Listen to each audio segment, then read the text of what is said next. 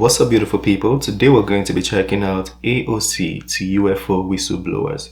If you were me, where would you look? Let's get to it. And I yield back negative 21 seconds. Thank you. Ms. Ocasio-Cortez. Thank you, Mr. Chairman, and thank you to our witnesses for coming here today. I do concur with the ranking member as well as several other members here on this committee that this is a committee for whistleblowers and for the protection of whistleblowers as well. So we understand what you're putting on the table here and what you're putting on the line here, and we thank you for that.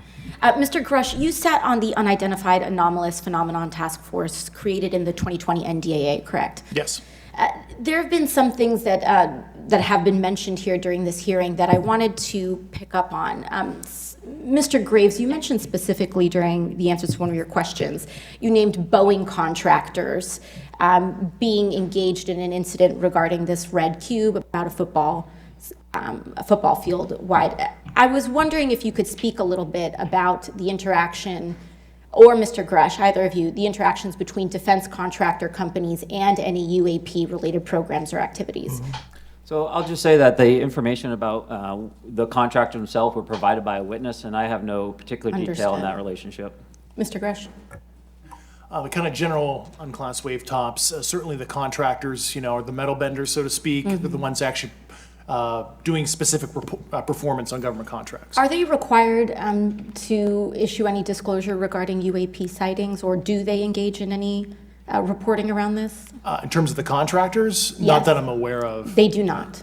Okay. Now, when it comes to notification that you had mentioned about IRAD programs, we have seen defense contractors abuse their contracts before through this committee. I have seen it personally, and I have also seen the notification requirements to Congress abused. I am wondering, one of the loopholes that we see in the law is that there is, at least from my vantage point, is that depending on what we're seeing, is that there are no actual definitions or requirements for notification. What methods of notification did you observe? Like when they say they notified Congress, how did they do that? Do you have insight into that? For certain IRAD activities, I can only think of ones conventional in nature. Sometimes they flow through certain, I'll just say, SAP programs that have cognizant authority over the Air Force or something, and those are congressionally reported compartments, but IRAD is literally internal to the contractor, so as long as it's money, either profits, private investment, et cetera, they can do whatever they want. To put a finer point on it, when there is a requirement for any agency or company to notify Congress, do they contact the chairman of a committee? Do they get them on the phone specifically? Is this through an email to hypothetically a dead email box? A lot of it comes through what they call the PPR, Periodic Program Review process. If it's a SAP or Controlled Access Program Equity, and then those go to the specific committees, whether it be the SAS, Okay. CASC, HISI. Thank you. I apologize. My time is limited. Mr. Graves, one of your main concerns is that the FAA currently does not have an official process to receive reports of UAP from pilots or others, correct? Correct. And in your experience, what data should the ARROW program prioritize for potential collection? We have, location, date, time, but are there other specific characteristics that should be included in these reports? Certainly. I think that there's two categories that would be important. One would be kinematics and understanding the specifics of how the vehicle or objects are moving. And the second would be a more zoomed out approach of being able to look at origin and destination before the incident, as well as getting a better contextual understanding of how these objects are interacting with each other. Thank you. Now, because I only have a minute left, I apologize, we only have 5 minutes today, but for the record, if you were me, where would you look? Titles, programs, departments, regions, if you could just name anything. And I put that as an open question to the three of you. I'd be happy to give you that in a closed environment. I can tell you specifically. Thank you. Commander Fravor?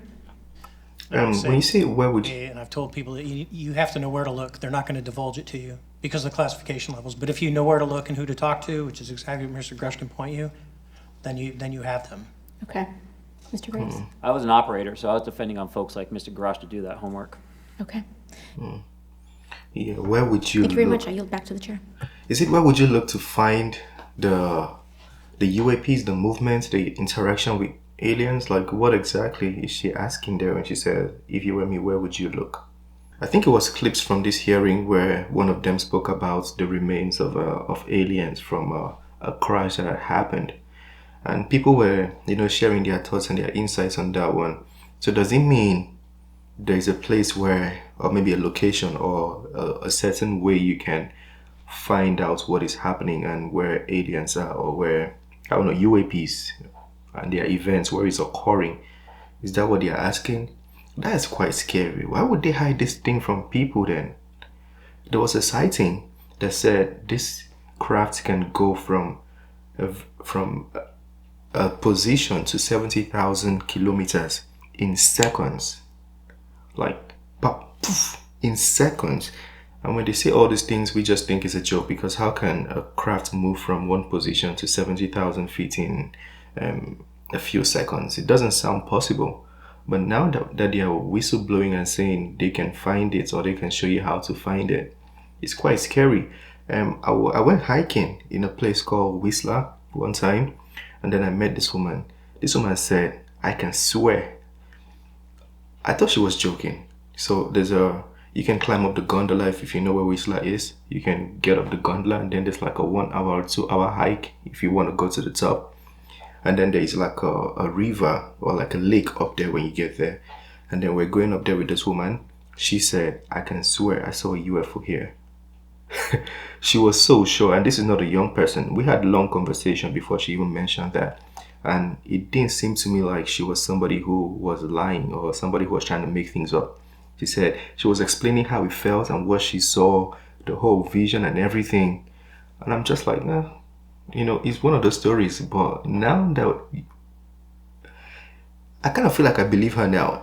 That's basically what I'm trying to say. I feel like I believe her now, especially after watching those clips from TikTok. I'll try to find those clips and I'll get you guys to see it. But well, it's the end of this video. Smash the like button, subscribe if you're new to the channel, and I'll see you on the next one. Peace. I made this bed on my own, bed on my own.